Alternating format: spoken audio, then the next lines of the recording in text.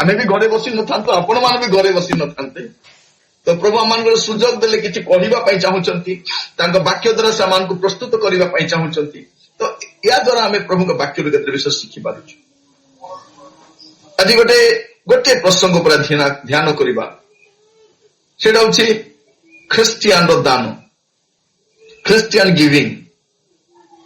ସେଇ ସମ୍ପର୍କରେ ଅଳ୍ପ ସମୟ ଆମେ ଧ୍ୟାନ କରିବା ପାଇଁ ଯିବା। ଆମେ ଅନେକ ଥର ଦାନ ସମ୍ପର୍କ ଶୁଣିଛୁ। ମଣ୍ଡଳୀରେ ସାଧାରଣତଃ ପ୍ରଚାରକ ମାନେ ପ୍ରଚାର କରିବା ପାଇଁ ଟିକେ ସଂକୋଚ ବୋଧ କରନ୍ତି, ଯେ ପ୍ରଚାର କରିବା ସମୟରେ କାଳେ ମଣ୍ଡଳୀର ଲୋକମାନେ ଭାବିବେ ଯେ ପାଳକ ଆଜ୍ଞା ହୁଏତ ଦାନ ପାଇଁ ସେ ଲାଳାୟିତ ହଉଛନ୍ତି, ସେଥିପାଇଁ ସେମାନେ ଦାନ ବିଷୟରେ କହିବା ପାଇଁ ଟିକେ କୁଣ୍ଠା ବୋଧ କରନ୍ତି।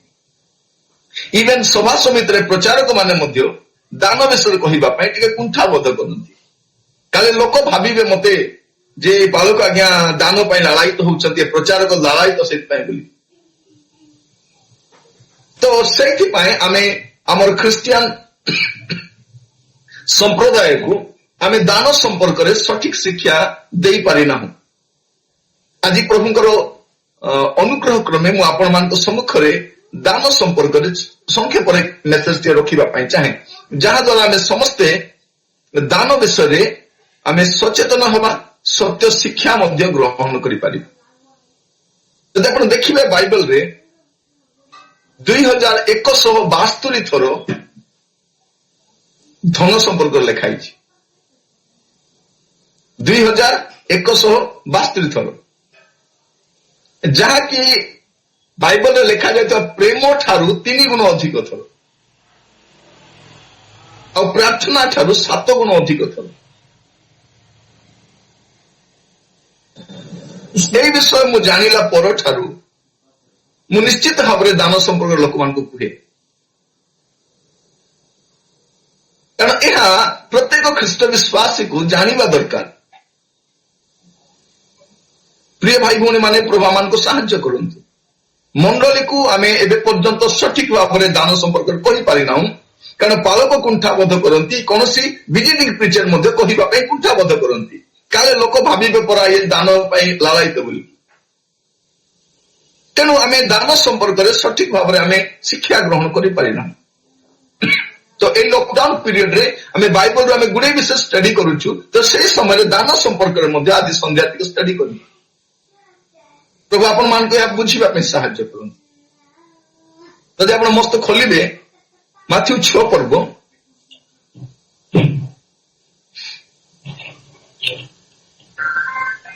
ତାର ପ୍ରଥମ ପଦରୁ ଆପଣ ଯଦି 4 ପଦ ପର୍ଯ୍ୟନ୍ତ ଦେଖିବେ, ସେଇଠି ପ୍ରଥମରେ ପ୍ରଭୁ ଯୀଶୁ ଖ୍ରୀଷ୍ଟ ଦାନ ସମ୍ପର୍କରେ କହୁଛନ୍ତି। ପ୍ରଥମରେ ଏ ପାର୍ବତ୍ୟ ଉପଦେଶର ପ୍ରଥମରେ ପ୍ରଭୁ ଯୀଶୁ ଖ୍ରୀଷ୍ଟ କୋଉ ବିଷୟ କହୁଛନ୍ତି? ଏ 5ମ ଅଧ୍ୟାୟ ସରେଇଲା ପରେ ମୁଁ ତୁମକୁ ଏଇଟା କହୁଛି ମାନେ ଆଶୀର୍ବାଦ ପ୍ରାପ୍ତ ଲୋକ କିଏ, ଏ সকল ବିଷୟ କହିଲା ପରେ ପ୍ରଭୁ ଯୀଶୁ ଖ୍ରୀଷ୍ଟ 6ଠ ଅଧ୍ୟାୟ ଆସିଲା ବେଳକୁ ସେ ଏଇ କଥା ପ୍ରଥମରେ କହୁଛନ୍ତି କଣ? ଦାନ କରିବା ସମୟରେ କପଟି ମାନଙ୍କ ପରି ନିଜ ସମ୍ମୁଖରେ ତୁରୀ ବଜାଅ ନାହିଁ। ତ ପ୍ରଭୁ ଯୀଶୁ ଖ୍ରୀଷ୍ଟ ପ୍ରଥମରେ ଦାନ ବିଷୟରେ କହିଲେ, ତାପରେ ଆପଣ ଦେଖିବେ 5 ପଦରେ ପ୍ରାର୍ଥନା ବିଷୟରେ କହୁଛନ୍ତି, ତାପରେ 16 ପଦରେ ଉପବାସ ବିଷୟରେ କହୁଛନ୍ତି। ତ ପ୍ରଭୁ ଯୀଶୁ ଖ୍ରୀଷ୍ଟଙ୍କର ପାର୍ବତ୍ୟ ଉପଦେଶର ଶିକ୍ଷାରେ ପ୍ରଥମରେ ଦାନ ଆସୁଛି, ତାପରେ ପ୍ରାର୍ଥନା, ତାପରେ ଉପବାସ। ଭାବି ଦେଖନ୍ତୁ ପ୍ରଭୁ ଯୀଶୁ ଖ୍ରୀଷ୍ଟଙ୍କର ଶିକ୍ଷା କେମିତି ସନ୍ତୁଳିତ ଥିଲା, କାରଣ ଧନ ହିଁ ନାଟର ଗୋବର୍ଦ୍ଧନ ଅଟେ। ଆଉ ସାଧାରଣତଃ ଆମେ ଧନକୁ ବେଳେ ବେଳେ ବ୍ୟବହାର କରିବା ସମୟରେ ମଧ୍ୟ ଆମେ ଏତେ ଅଜାଗ୍ରତ ହେଇଯାଉ। ଧନ ଆମ ପାଖକୁ ସବୁବେଳେ ଆସେ ନାହିଁ, ଗୋଟେ ସମୟରେ ଥାଏ ଆଉ ଗୋଟେ ସମୟରେ ନଥାଏ। କିନ୍ତୁ ଆମ ପାଖରେ ଧନ ଥିବା ସମୟରେ ଆମେ ତାର କି ପ୍ରକାର ବ୍ୟବହାର କରୁଛୁ, କି ପ୍ରକାର ୟୁଜ କରୁଛୁ ବା ମିସୟୁଜ କରୁଛୁ। ଅନେକ ଲୋକ ବେଳେ ବେଳେ ଅନୁତାପ କରି କୁହନ୍ତି, ଆଜ୍ଞା ମୋ ପାଖରେ ବହୁତ ପଇସା ଥିଲା ଆଜ୍ଞା, କିନ୍ତୁ ମୁଁ ଠିକରେ ବ୍ୟବହାର କଲିନି, ଏବେ ଅନୁତାପ କରୁଛି ଆଜ୍ଞା। ଅନେକ ଋଣଗ୍ରସ୍ତ ହୋଇଯାଇଛନ୍ତି, କାରଣ ଋଣ ତ ସହଜରେ ମିଳେ, କିନ୍ତୁ ସୁଝିଲା ବେଳକୁ ବହୁତ କଷ୍ଟ ହୁଏ। ଗୁଡ଼େ ଲୋକ ବହୁତ ପଇସା ସେମାନେ ଋଣ କରିଛନ୍ତି, ପଚାରିବେ ଆଣିକି କଣ କଲେ କିଛି କହିପାରିବେନି ସେମାନେ। ତ ପ୍ରିୟ ଭାଇ ଭଉଣୀ ମାନେ, ଆଜି ସନ୍ଧ୍ୟାରେ ଆମେ ପ୍ରଭୁଙ୍କ ବାକ୍ୟରୁ ଧ୍ୟାନ କରିବା ପାଇଁ ଯାଉଛୁ। ତ ପ୍ରଥମ ବିଷୟ ପ୍ରଭୁ ଯୀଶୁ କୋଉ ବିଷୟ କହୁଛନ୍ତି? ଦାନ ବିଷୟ କହୁଛନ୍ତି। ଆପଣ କିପରି ଦାନ କରିବେ, ଗୋଟେ ଖ୍ରୀଷ୍ଟିଆନ କିପରି ଦାନ ଦେବା ଦରକାର, ତାପରେ ସେ କି ପ୍ରକାର ପ୍ରାର୍ଥନା କରିବା ଦରକାର, ତାପରେ ସେ କି ପ୍ରକାର ଉପବାସ କରିବା ଦରକାର। ତ ପ୍ରଥମରେ କହୁଛନ୍ତି ଦାନ କରିବା ସମୟରେ କପଟୀ ମାନଙ୍କ ପରି ନିଜ ସମ୍ମୁଖରେ ତୁରୀ ବଜାଅ ନାହିଁ। ସେମାନେ ଲୋକମାନଙ୍କ ଠାରୁ ଗୌରବ ପାଇବା ପାଇଁ ସମାଜ ଗୃହରେ, ଦାଣ୍ଡରେ ସେ ପ୍ରକାର କରନ୍ତି। ମୁଁ ତୁମମାନଙ୍କୁ ସତ୍ୟ କହୁଛି, ସେମାନେ ଆପଣ ପୁରସ୍କାର ପାଇଅଛନ୍ତି। କିନ୍ତୁ ତୁମେ ଦାନ କରିବା ସମୟରେ ତୁମର ଦକ୍ଷିଣ ହସ୍ତ କଣ କରୁଅଛି, ତା ତୁମର ବାମ ହସ୍ତ ନ ଜାଣ। ଲୋକ ଦାନ କରିବା ସମୟରେ କଣ କରନ୍ତି? ଲେଖା ଯାଉଛି ସେମାନେ ଗୌରବ ପାଇବା ପାଇଁ ଇଚ୍ଛା କରନ୍ତି, ସମାଜ ଗୃହରେ ଗୌରବ ପାଇବା ପାଇଁ ଇଚ୍ଛା କରନ୍ତି, ଦାଣ୍ଡରେ, ଛକରେ। ସେତେ ଦାନ କରିବା ସମୟରେ ଲୋକ ସମାଜ ଗୃହରେ ଦାନ କରିବା ପାଇଁ ଚାହାନ୍ତି, ଛକ ସ୍ଥାନ ଦେବା ପାଇଁ ଚାହାନ୍ତି। କିନ୍ତୁ ପ୍ରଭୁ ଯୀଶୁ କଣ କହୁଛନ୍ତି? ତୁମର ଦାନ କେମିତି ହେବା ଦରକାର?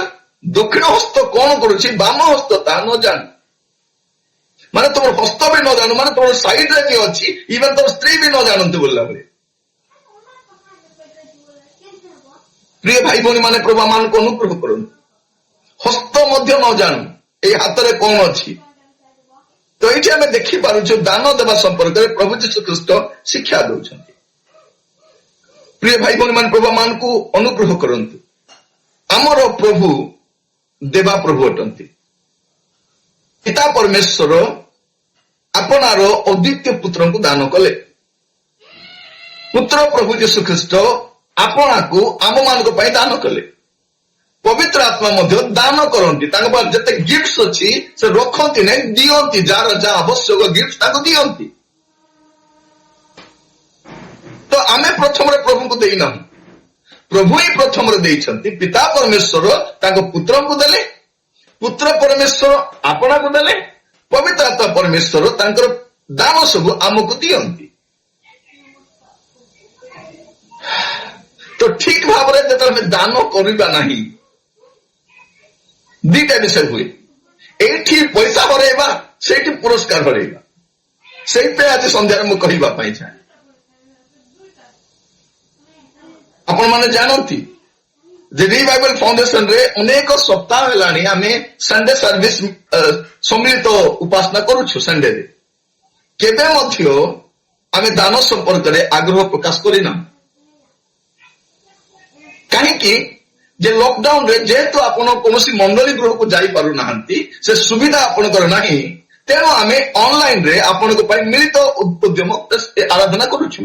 ତ ଏଇଠି ବାପ୍ଟିଷ୍ଟ ଭାଇ ଭଉଣୀ ମାନେ ବସୁଛନ୍ତି, ସିଏନ୍ଆଇ ର ଭାଇ ଭଉଣୀ ମାନେ ବସୁଛନ୍ତି, ଇଣ୍ଡିପେଣ୍ଡେଣ୍ଟ ଚର୍ଚ୍ଚର ଭାଇ ଭଉଣୀ ମାନେ ବସୁଛନ୍ତି, ପେଣ୍ଟିକୋଷ୍ଟାଲ ଚର୍ଚ୍ଚର ଭାଇ ଭଉଣୀ ମାନେ ବସୁଛନ୍ତି, ବିଭିନ୍ନ ଅନୁଷ୍ଠାନର ଭାଇ ଭଉଣୀ ମାନେ ବସୁଛନ୍ତି, ଲୁଥରାନ ସମ୍ପ୍ରଦାୟର ଭାଇ ଭଉଣୀ ମାନେ ବସୁଛନ୍ତି, ଯୋଉମାନଙ୍କ ଆଲରେଡି ଚର୍ଚ୍ଚ ଅଛି, ଲୁଥରାନ ଚର୍ଚ୍ଚ ଅଛି, ଅନେକ ଅନୁଷ୍ଠାନର ଚର୍ଚ୍ଚ ଅଛି, ବାପ୍ଟିଷ୍ଟ ଚର୍ଚ୍ଚ ଅଛି, ସିଏନ୍ଆଇ ର ଚର୍ଚ୍ଚ ଅଛି, ଇଣ୍ଡିପେଣ୍ଡେଣ୍ଟ ଚର୍ଚ୍ଚ ଗୁଡାକ ରହିଛି। ତ ଆମେ ଚାହୁଁ ଯେ ଆପଣ ଯେତେ ଲକଡାଉନ ଫିଟିବ ବା ଏଇ ସମୟରେ ମଧ୍ୟ ଆପଣ ନିଜ ନିଜ ଚର୍ଚ୍ଚକୁ ଯାଇ ଆପଣ ଦାନ ଦିଅନ୍ତୁ। এইটা আমার উদ্দেশ্য। সেইটা ଆମେ ଦାନ ସଂଗ୍ରହ ବିଷୟରେ ଆମେ 4 ଜଣ ବସିକି ଡିସାଇଡ କଲୁ ପ୍ରାର୍ଥନାର ସହିତ ଯେ ଆମେ ଦାନ ସଂଗ୍ରହ କରିବା ନାହିଁ। କାହିଁକି? ତାହା ମଣ୍ଡଳୀ ପାଇବା ଦରକାର, ତା ଅନୁଷ୍ଠାନ ସେବାରେ ବ୍ୟବହାର ହେବା ଦରକାର। ତ ସଣ୍ଡେ ସର୍ଭିସରେ ଆମେ এই বিষয়ে সম্পূর্ণ ভাবে আমি না বলি কহিলু। তো প্রিয় ভাই ভଉଣୀ ମାନେ ମୁଁ କହିବା ପାଇଁ ଚାହେଁ, ଦାନ ଯଦି ଠିକ ଭାବରେ ଦେବେ ନାହିଁ, ଠିକ ସ୍ଥାନରେ ଦେବେ ନାହିଁ, ଠିକ ଉପାୟରେ ଦେବେ ନାହିଁ, ଠିକ ସ୍ଥାନରେ ଦେବେ ନାହିଁ, କଣ ହବ? ଏଠି ତ ପଇସା ଗଲା ଗଲା, ସେଇଠି ପୁରସ୍କାର ମଧ୍ୟ ଗଲା। ତ ପ୍ରଭୁ ମାନଙ୍କୁ ଅନୁଗ୍ରହ କରନ୍ତୁ। ଆଜି ବସିବା ସମୟରେ ଅଳ୍ପ ସମୟ ଆମେ ଦାନ ସମ୍ପର୍କରେ ଷ୍ଟଡି କରିବା ପାଇଁ ଯାଉଛୁ। ତ ପ୍ରଥମ ବିଷୟ ମନେ ରଖିଥାନ୍ତୁ, ଆତ୍ମିକ ଜୀବନ ଠାରୁ ଦାନ ବଡ ବିଷୟ ନୁହେଁ। ଜୀବନ ଠାରୁ ଦାନ ବଡ ବିଷୟ ନୁହେଁ। ପ୍ରଥମରେ ଆପଣଙ୍କର ଜୀବନ ଠିକ ଥିବା ଦରକାର, ତାପରେ ଦାନ ଆସୁଛି। ନହେଲେ ଲୋକମାନେ ଦାନ ଦେଇକି ସ୍ୱର୍ଗକୁ ପଳେଇ ପାରିଥାନ୍ତି। ଯଦି ଆମ ଦେଶର ଲୋକ କହୁଛନ୍ତି ତୁମେ ଦାନ ଧର୍ମ କଲେ ପୁଣ୍ୟ କଲେ ତୁମେ ମୋକ୍ଷ ପାଇବ ଉଦ୍ଧାର ପାଇବ, ଏଇଟା ଏ ଦେଶ ଲୋକମାନଙ୍କୁ ବୋକା ବନାଉଛି। କିନ୍ତୁ ବାଇବଲ ସେଇଟା କୁହେ ନାହିଁ। ଦାନ ଦେଇକି ସ୍ୱର୍ଗକୁ ଯାଇପାରିବନି, ଧର୍ମ କର୍ମ କରିକି ସ୍ୱର୍ଗକୁ ଯାଇପାରିବନି। ଉଦ୍ଧାର ପ୍ରାପ୍ତ ହେଲା ପରେ, ପାପ କ୍ଷମା ପାଇଲା ପରେ, ଯୀଶୁକୁ ଗ୍ରହଣ କଲା ପରେ ଦାନଟା ଭ୍ୟାଲିଡ ହେଇଥାଏ। ତେଣୁ ଆପଣ ମନେ ରଖିଥାନ୍ତୁ ପ୍ରିୟ ଭାଇ ଭଉଣୀ ମାନେ, ଜଣେ ଦାନ ବିଷୟ ଚିନ୍ତା କରୁଛି, ପ୍ରଥମ ବିଷୟ କଣ ଜାଣିବା ଦରକାର ଯେ ମୋର ଜୀବନ ଠିକ ଅଛି କି ନାହିଁ। ଯଦି ମୋର ଜୀବନ ଠିକ ନାହିଁ, ମୁଁ ଯେତେ ଦାନ ଦେଲେ କଣ ହବ?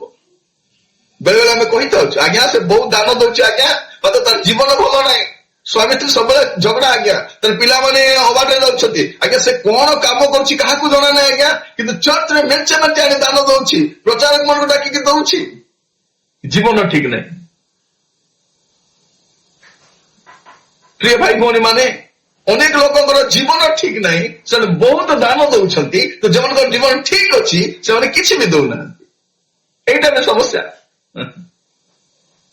ଅନେକ ଲୋକ କଣ କରନ୍ତି, ସେବା କାର୍ଯ୍ୟ ପାଇଁ ପ୍ରାର୍ଥନା କରନ୍ତି, ପ୍ରଚାରକ ମାନଙ୍କ ପାଇଁ ପ୍ରାର୍ଥନା କରନ୍ତି, ଦାନ ଦିଅନ୍ତି ନାହିଁ। ଆଉ ଅନେକ ଖାଲି ଦାନ ଦିଅନ୍ତି କିନ୍ତୁ ପ୍ରାର୍ଥନା କରନ୍ତି। ଆମେ ବାଲାନ୍ସ ହେବା ଦରକାର। ତ ପ୍ରଥମ ବିଷୟ ମୁଁ ଆପଣଙ୍କୁ କହିବା ପାଇଁ ଚାହେଁ ଦାନ ସମ୍ପର୍କରେ କହିଲା ବେଳକୁ, ଯେହେତୁ ପ୍ରଭୁ ଯୀଶୁ ଖ୍ରୀଷ୍ଟ ତାଙ୍କ ଶିକ୍ଷାରେ ଦାନକୁ ପ୍ରଥମ ରଖିଲେ, ତାପରେ ପ୍ରାର୍ଥନାକୁ ରଖିଲେ, ତାପରେ ଉପବାସକୁ ରଖିଲେ। ତ ଆମେ ଆପଣଙ୍କୁ ପ୍ରାର୍ଥନା ବିଷୟରେ ବି କହିସାରିଛୁ, ଉପବାସ ବିଷୟରେ କହିସାରିଛୁ, କିନ୍ତୁ ଦାନ ସମ୍ପର୍କରେ କହିନାହୁଁ। ତେଣୁ ପ୍ରଭୁଙ୍କର ଆତ୍ମାଙ୍କର ଚାଳନା କ୍ରମେ ମୁଁ ଏଇଟା ଆପଣଙ୍କୁ କହିବା ପାଇଁ ଚାହେଁ। ତ ପ୍ରଥମ ବିଷୟ ପ୍ରିୟ ଭାଇ ଭଉଣୀ ମାନେ ମନେ ରଖିଥାନ୍ତୁ ଯେ ଦାନ ଅପେକ୍ଷା ଜୀବନ ମଧ୍ୟ ଗୁରୁତ୍ୱପୂର୍ଣ୍ଣ ଅଟେ। ଆମର ଜୀବନକୁ ଆମେ ସମୀକ୍ଷା କରି ଦେଖିବା ଦରକାର। ଅନେକ ଲୋକ କଣ କରନ୍ତି, ଜୀବନ ଠିକ ନାହିଁ କିନ୍ତୁ କଷ୍ଟଲି ଅଫରିଂ ଦିଅନ୍ତି, ବହୁତ ଦାନ ଦିଅନ୍ତି, ଗିଫ୍ଟ ଦିଅନ୍ତି, ଚର୍ଚ୍ଚକୁ ଡେକୋରେଟ କରନ୍ତି, ଚର୍ଚ୍ଚର ଦାମିକା ଜିନିଷ ଗୁଡାକ ଆଣି ଲଗାନ୍ତି, ଏସି ଦରକାର ଲଗାଇ ଦିଅନ୍ତି, ଚର୍ଚ୍ଚର ଫର୍ଣ୍ଣିଚର ଗୁଡା ଯାହା ଦରକାର ଲଗାନ୍ତି, ସେମାନେ ଚେକ୍ସ ଦିଅନ୍ତି, ଚର୍ଚ୍ଚ ଘର ବାନ୍ଧିବା ପାଇଁ ପଇସା ଦିଅନ୍ତି, କିନ୍ତୁ ଜୀବନ ଠିକ ନଥାଏ। ପରେ ଗୋଟେ ସ୍ଥାନକୁ ମୁଁ ଯାଇଥିଲି, ଗୋଟେ ଭିଲେଜ ଚର୍ଚ୍ଚରେ, ସେଠି ଆପଣ ଚାଲିକି ଯିବା ମଧ୍ୟ କଷ୍ଟ, କାର ଯିବାଟା ତ କଷ୍ଟ, ଇଲେକ୍ଟ୍ରିସିଟି ବି ନାହିଁ, ରୋଡ ବି ନାହିଁ, ଟଏଲେଟ ବି ନାହିଁ, କିଛି ସୁବିଧା ନାହିଁ। ସେଠି 3 ଦିନ ମିଟିଂ ପାଇଁ ଡାକିଥିଲୁ। ତ ସେଇଠି ଗୋଟେ ଚର୍ଚ୍ଚଟା ବନେଇଛନ୍ତି ପୁରା ପର୍ବତ ଉପରେ, ବିରାଟ ଚର୍ଚ୍ଚ। ଆଉ ସେ ଚର୍ଚ୍ଚର ଯୋଉ କବାଟ ବନା ହେଇଛି, ଆପଣ ସହରରେ ବି ସେତେ କଷ୍ଟଲି କାଠର କବାଟ ଦେଖିବେ ନାହିଁ, ଏତେ ସୁନ୍ଦର କବାଟ ଆପଣ ଦେଖିବେ ନାହିଁ, ଏତେ ମଜବୁତ କବାଟ ଆପଣ ଦେଖିବେ। କିନ୍ତୁ ଯୋଉ ଲୋକ ସେ ଚର୍ଚ୍ଚକୁ ବନେଇବା ପାଇଁ ଅବଦାନ ତାର ବହୁତ ଅଛି, ତାର ଜୀବନ ଭଲ ନାହିଁ, ତାର ସାକ୍ଷ୍ୟ ଭଲ ନାହିଁ, ତାର ଚରିତ୍ର ଭଲ ନାହିଁ। ସେ ନିଜେ ଆସି ମତେ କହୁଥିଲା, ଆଜ୍ଞା ଆପଣ ଆସୁଛନ୍ତି ବୋଲି ମିଟିଂରେ ମୁଁ ଆସିଛି ଆଜ୍ଞା, ମୋର ଜୀବନ ଭଲ ନଥିଲା, ମୁଁ କୁସଙ୍ଗତିରେ ଥିଲି, ପାପରେ ପଡି ଆଜ୍ଞା ବହୁତ ଭୁଲ କରିଛି, ଏବେ ଅନୁତାପ କରି କରି ବାହାରି ଆସୁଛି।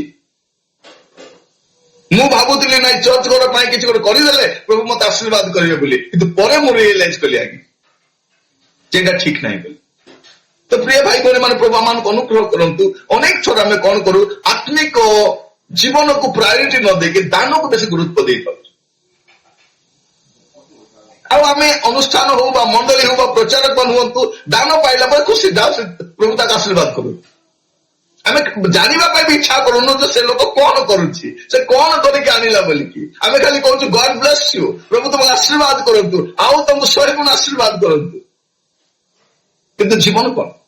ତ ପ୍ରିୟ ଭାଇ ଭଉଣୀ ମାନେ, ପ୍ରଥମ ବିଷୟ ଦାନ ବିଷୟ କହିବା ସମୟରେ ଏଇଟା ମୁଁ କହିବା ପାଇଁ ଚାହେଁ ଯେ ଆମର ଆତ୍ମିକ ଜୀବନ ଠାରୁ ଦାନ ବଡ ବିଷୟ ନୁହେଁ। ତ ପ୍ରଥମରେ ଆମର ଜୀବନ ଠିକ ରହିବା ଦରକାର। ଗୋଟେ ପଦ ଯଦି ପଢିବେ ଆପଣ ଜାଣିପାରିବେ, ଜିରିମିୟ ତାର 6 ପର୍ବ 19 ଆଉ 20, ଜେରେମିୟା ଚैप्टर 6 verse 19 and 20। हे ପୃଥିବୀ ଶୁଣ, ଦେଖ ଆମ୍ଭେ ଏହି ଲୋକମାନଙ୍କ ଉପରେ ଅମଙ୍ଗଳ ଅର୍ଥାତ୍ ସେମାନଙ୍କ କଳ୍ପନା ସମୂହର ଫଳ ବଟାଇବା, କାରଣ ସେମାନେ ଆମ୍ଭ ବାକ୍ୟରେ ମନୋଯୋଗ କରିନାହାନ୍ତି ଓ ଆମ୍ଭର ବ୍ୟବସ୍ଥା ସେମାନେ ଅଗ୍ରାହ୍ୟ କରିଅଛନ୍ତି। ଥିବା ଦେଶରୁ କୁନ୍ଦୁରୁ ଓ ଦୂର ଦେଶରୁ ସୁଗନ୍ଧି ବଚ ଆସିବାର ଫଳ କଣ? ତୁମ୍ଭମାନଙ୍କର ହୋମ ବଳି ସବୁ ଗ୍ରାହ୍ୟ ନୁହେଁ, କିମ୍ବା ତୁମ୍ଭମାନଙ୍କର ବଳିଦାନ ସବୁ ଆମ୍ଭର ତୁଷ୍ଟିଜନକ ନୁହେଁ। ହଁ, ଏଠି ପ୍ରଭୁ କହୁଛନ୍ତି ହେ ପୃଥିବୀ ଶୁଣ।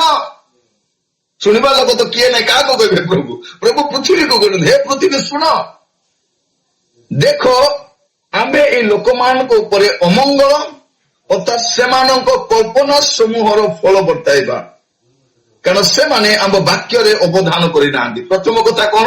ବାକ୍ୟରେ ଅବଧାନ କରିନାହାନ୍ତି ଓ ଆମ୍ଭର ବ୍ୟବସ୍ଥା ସେମାନେ ଅଗ୍ରାହ୍ୟ କରିଅଛନ୍ତି, ବାକ୍ୟ ମାନି ନାହାନ୍ତି। ପ୍ରଭୁ ଯାହା କହିଛନ୍ତି ଅଗ୍ରାହ୍ୟ କରିଛନ୍ତି, କିନ୍ତୁ ଦୂର ଦେଶରୁ କଣ ଆଣିଛନ୍ତି? ଏମାନେ କୁନ୍ଦୁର ଓ ଦୂର ଦେଶରୁ ସୁଗନ୍ଧି ବଚ ଆଣି କଣ କରିଛନ୍ତି? ହୋମ ବଳି ଉତ୍ସର୍ଗ କରୁଛନ୍ତି। ପ୍ରଭୁ କହୁଛନ୍ତି ତୁମମାନଙ୍କର ବଳିଦାନ ସବୁ ଆମ୍ଭର ତୁଷ୍ଟିଜନକ ନୁହେଁ। ପ୍ରଭୁଙ୍କ ପାଇଁ ସବୁଠୁ କଷ୍ଟଲି ଜିନିଷ ବାହାରୁ ବିଦେଶରୁ ମଗାଉଛନ୍ତି, ଆଣିକି ପ୍ରଭୁଙ୍କୁ ଦଉଛନ୍ତି, କିନ୍ତୁ ପ୍ରଭୁ କଣ କହୁଛନ୍ତି? ବାବୁରେ ତୁମର ଦାନ ମତେ ଦରକାର, କିନ୍ତୁ ତା ପୂର୍ବରୁ ତୁମେ ଠିକ ହେବା ଦରକାର। ପ୍ରଭୁ କହୁଛନ୍ତି ତୁମେ ମୋର ବାକ୍ୟକୁ ଅଗ୍ରାହ୍ୟ କରିଛ, ଅବଧାନ କରିନାହ, ମୋର ବ୍ୟବସ୍ଥାକୁ ତୁମେ ଅଗ୍ରାହ୍ୟ କରିଛ, ଭାବୁଛ ତୁମେ ଦାନ ଦେବ। ତ ପ୍ରଥମ କଣ? ପ୍ରଭୁଙ୍କର ବାକ୍ୟକୁ ଅବଧାନ କରିବା, ବ୍ୟବସ୍ଥାକୁ ଗ୍ରାହ୍ୟ କରିବା, ତାପରେ ଆଣି ଦାନ ଦେଲେ ପ୍ରଭୁ କଣ କରିବେ? ପ୍ରଭୁଙ୍କ ଦୃଷ୍ଟିରେ ତୁଷ୍ଟିକର ହବ। ପ୍ରିୟ ଭାଇ ଭଉଣୀ ମାନେ, ପ୍ରଭୁ ଆମମାନଙ୍କୁ ସାହାଯ୍ୟ କରନ୍ତୁ। ଆଜି ବସିବା ସମୟରେ ଆମେ ଧ୍ୟାନ କରି ଦେଖିବା, ମୁଁ ତ ଦାନ ଦିଏ, ମୁଁ ତ ଦଶମାଂଶ ଦିଏ, ପ୍ରଭୁଙ୍କ ଦାସମାନଙ୍କୁ ବି ଦିଏ, କିନ୍ତୁ ମୋର ଜୀବନ କେମିତି ଅଛି? ଯଦି ମୋର ଜୀବନ ଠିକ ନାହିଁ, ମୁଁ ଯେତେ ଦାନ ଦେଲେ କଣ ହବ? କାରଣ ମୋର ଦାନ ମତେ ସ୍ୱର୍ଗକୁ ନିଏ ନାହିଁ। ଉଦ୍ଧାର ପ୍ରାପ୍ତ ହେଲା ପରେ ଦାନ ଭ୍ୟାଲ୍ୟୁ ଅଛି, କିନ୍ତୁ ଉଦ୍ଧାର ପାଇବା ନିମନ୍ତେ ଦାନ ନାହିଁ। ଦାନ ଦେଇ ଉଦ୍ଧାର ମିଳିବ ନାହିଁ, ଉଦ୍ଧାର ପାଇଲା ପରେ ଆମକୁ ଦାନ ଦେବା ପାଇଁ ପଡିବ। ତ ଏଇଟା ଆମେ ଦେଖୁଛୁ ପ୍ରଥମ ବିଷୟ ଆମର ଜୀବନ। ପ୍ରଭୁ କହୁଛନ୍ତି ଏମାନେ ଆମର ବାକ୍ୟ ଅବଧାନ କରିନାହାନ୍ତି, ମୋର ବ୍ୟବସ୍ଥାକୁ ଅଗ୍ରାହ୍ୟ କରିଛନ୍ତି, କିନ୍ତୁ ଦାନ ଭଲଟା ଆଣିକି ଦଉଛନ୍ତି, ଆଉ ସେଥିରେ ମୁଁ ସନ୍ତୁଷ୍ଟ ନୁହେଁ। ତ ପ୍ରିୟ ଭାଇ ଭଉଣୀ ମାନେ, ପ୍ରଭୁ ଆମମାନଙ୍କୁ ଅନୁଗ୍ରହ କରନ୍ତୁ। ଏ କଥା ପ୍ରଥମ ବିଷୟ, ଦାନ ବିଷୟରେ ଚିନ୍ତା କରିବା ସମୟରେ ମୋର ଜୀବନ କେମିତି ଅଛି, ମୋର ଚରିତ୍ର କେମିତି ଅଛି, ମୁଁ ପ୍ରଭୁଙ୍କ ବାକ୍ୟକୁ ମାନେ କି? ଯଦି ମୁଁ ପ୍ରଭୁଙ୍କ ବାକ୍ୟକୁ ମାନୁ ନାହିଁ, ମୋର ଦାନର କୌଣସି ଭ୍ୟାଲ୍ୟୁ ନାହିଁ। ପ୍ରିୟ ଭାଇ ଭଉଣୀ ମାନେ, ପ୍ରଭୁ ଆମମାନଙ୍କୁ ଅନୁଗ୍ରହ କରନ୍ତୁ। କାହିଁକି? ଯଦି କଥା ଆପଣ ଦେଖିବେ, ପ୍ରଥମ ସାମୁଏଲ 15 ପର୍ବ କାଢ଼ନ୍ତୁ, 1 Samuel chapter 15 verse 3, 3 ପଦ। ଅବସଲମ ତାହାକୁ କହେ, ପ୍ରଥମ ସାମୁଏଲ 15 ପର୍ବ। ହଁ, ଏବେ ତୁମ୍ଭେ ଯାଇ ଅମାଲେକକୁ ଆଘାତ କର ଓ ସେମାନଙ୍କର ସର୍ବସ୍ୱ ବର୍ଜିତ ରୂପେ ବିନାଶ କର ଓ ସେମାନଙ୍କୁ ଦୟା କର ନାହିଁ, ମାତ୍ର ପୁରୁଷ ଠାରୁ ସ୍ତ୍ରୀ ପର୍ଯ୍ୟନ୍ତ, ବାଳକ ଠାରୁ ସ୍ତନ୍ୟପାୟୀ ଶିଶୁ ପର୍ଯ୍ୟନ୍ତ, ଗୋରୁ ଠାରୁ ମେଷ ପର୍ଯ୍ୟନ୍ତ, ଓଟ ଠାରୁ ଗଧ ପର୍ଯ୍ୟନ୍ତ ସମସ୍ତଙ୍କୁ ବଧ କର। ବାସ୍ ଏଇଠି ପ୍ରଭୁ କଣ କହୁଛନ୍ତି? ରାଜା ସାଉଲଙ୍କୁ କହୁଛନ୍ତି ତୁମେ ଯିବ, କଣ କରିବ? ସେମାନଙ୍କର ସମସ୍ତ ବସ୍ତୁକୁ, ସର୍ବସ୍ୱକୁ ବର୍ଜିତ ରୂପେ ବିନାଶ କରିବ। ଏଇଟା ପ୍ରଭୁ କହିଥିଲେ। ତୁମେ ଯୋଉଠି ଯାଉଛ ସେଇଠୁ କିଛି ଆଣିବ ନାହିଁ, ଟୋଟାଲି ଡେଷ୍ଟ୍ରଏଡ୍ କରିଦବ। ସେଠୁ ଗୋଟେ ଖଣ୍ଡେ ଜିନିଷ ବି ଆଣିବା ଦରକାର ନାହିଁ, ଏଇଟା ସେଟା ଅଭିଶପ୍ତ ସ୍ଥାନ, ସେମାନଙ୍କୁ ମୁଁ ଦଣ୍ଡ ଦେବା ପାଇଁ ଚାହୁଁଛି, ସେଇଠୁ ମୁଁ କିଛି ଗ୍ରହଣ କରିବା ପାଇଁ ବି ଚାହୁଁନାହିଁ। ତାପରେ ଦେଖିବେ 9 ପଦ।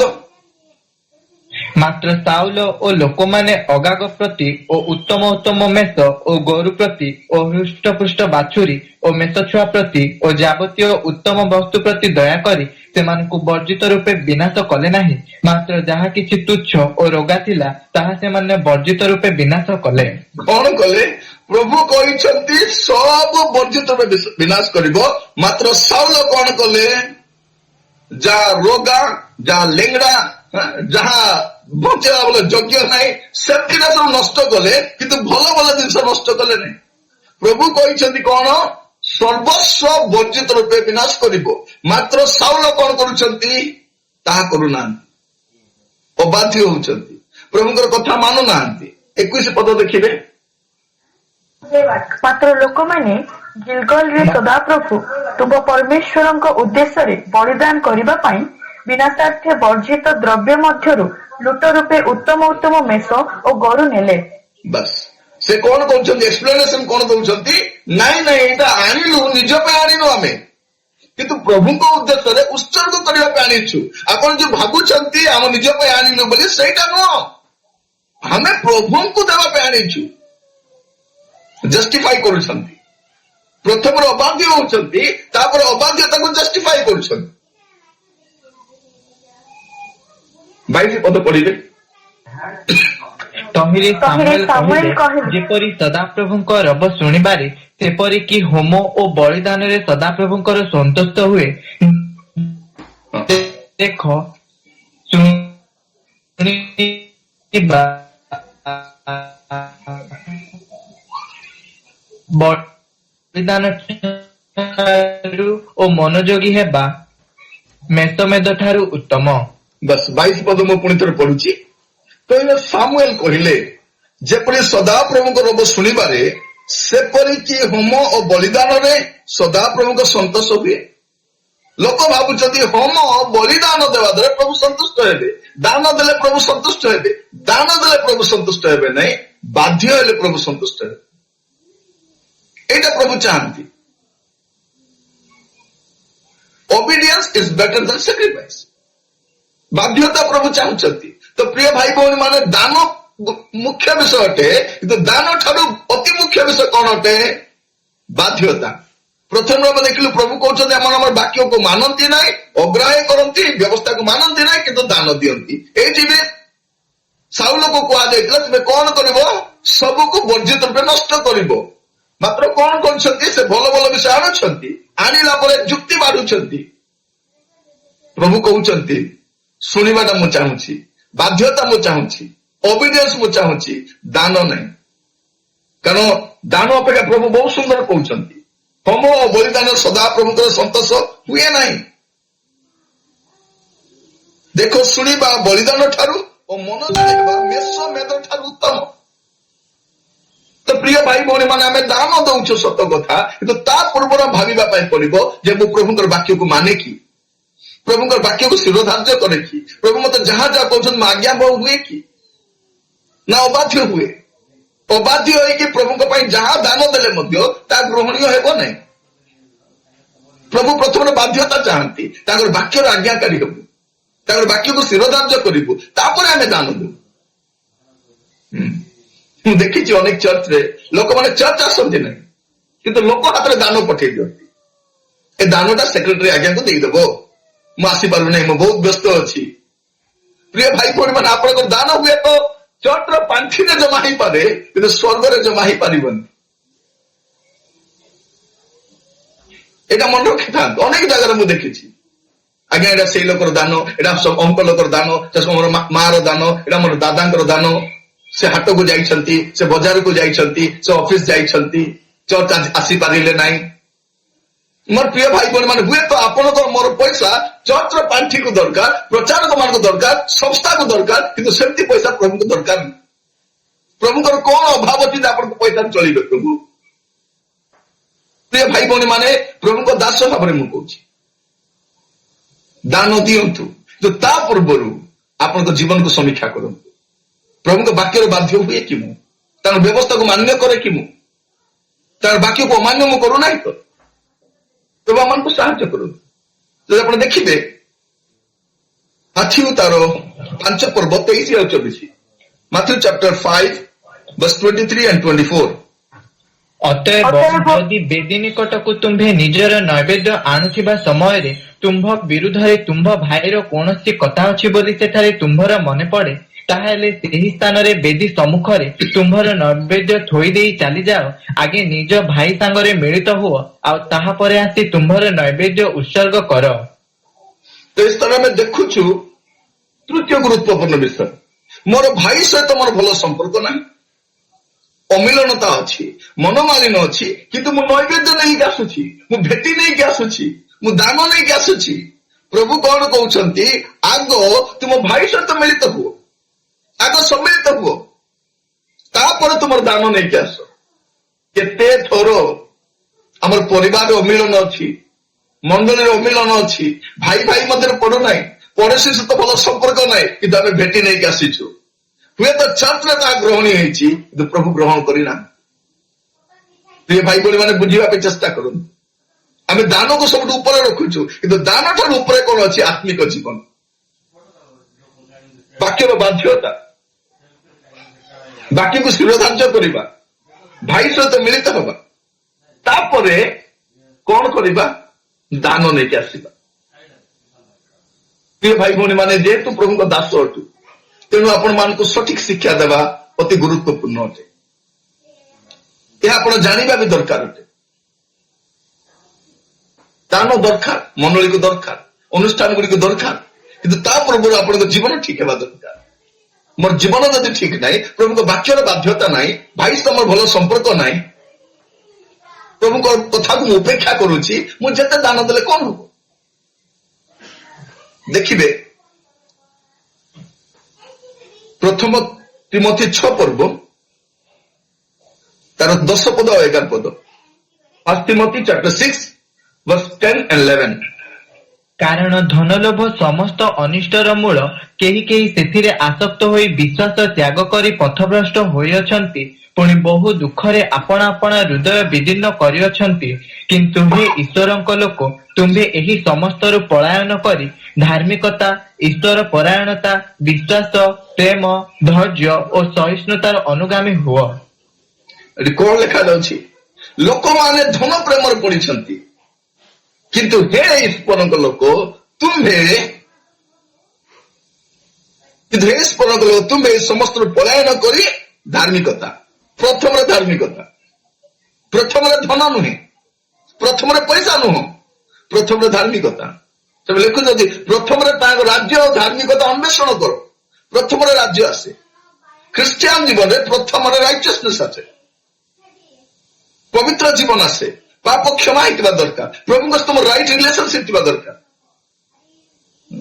ଯଦି ସଠିକ ସମ୍ପର୍କ ନାହିଁ, ମୁଁ ତାଙ୍କୁ ଯେତେ ନେଇଦେଲେ କଣ ହବ? ପ୍ରିୟ ଭାଇ ଭଉଣୀ ମାନେ, ଆଜି ସନ୍ଧ୍ୟାରେ ଆପଣ ମାନେ ଯେପରି ଟିକେ ଭାବିବେ, ଟିକେ ଚିନ୍ତା କରିବେ, ସେତିକି କଥା ମୁଁ କହୁଛି। ତ ପ୍ରଥମ ବିଷୟ, ଦାନ ଅପେକ୍ଷା ଆମର ଜୀବନ ଅତି ଗୁରୁତ୍ୱପୂର୍ଣ୍ଣ ଅଟେ। ଲେଖାଯାଉଛି ବହୁତ ସୁନ୍ଦର, ଧନ ପ୍ରେମ ସମସ୍ତ ଅନିଷ୍ଟର ମୂଳ। ସେଟା ବିଶ୍ୱାସୀ ହୁଅନ୍ତୁ, ବା ପାଳକ ପ୍ରଚାରକ ହୁଅନ୍ତୁ, ବା ଅନୁଷ୍ଠାନ ହଉ, ବା କୌଣସି ସଂସ୍ଥା ହଉ, ବା ସରକାର ବି ହୁଅନ୍ତୁ। ଧନ ପ୍ରେମ ଯେତେବେଳେ ଆସିଯାଏ, ଅନିଷ୍ଟ ଆରମ୍ଭ ହେଇଯାଏ। ସେବା କାର୍ଯ୍ୟ ନଷ୍ଟ ହେଇଯାଏ, ମଣ୍ଡଳୀ ନଷ୍ଟ ହେଇଯାଏ, ପ୍ରଚାରକ ନଷ୍ଟ ହେଇଯାଆନ୍ତି ଧନ ପ୍ରେମ ଯେତେବେଳେ ଆସେ। ତେଣୁ ପ୍ରଚାରକ ମାନେ, ବିଶ୍ୱାସୀ ମାନେ, ମଣ୍ଡଳୀ ଏ ଧନର ଉପରେ ରହିବା ଦରକାର। ଦେଖନ୍ତୁ ଆଜିର ସମୟରେ ଅନେକ ମଣ୍ଡଳୀରେ ଅଶାନ୍ତି କେବଳ ଧନ ପାଇଁ, ପଇସା।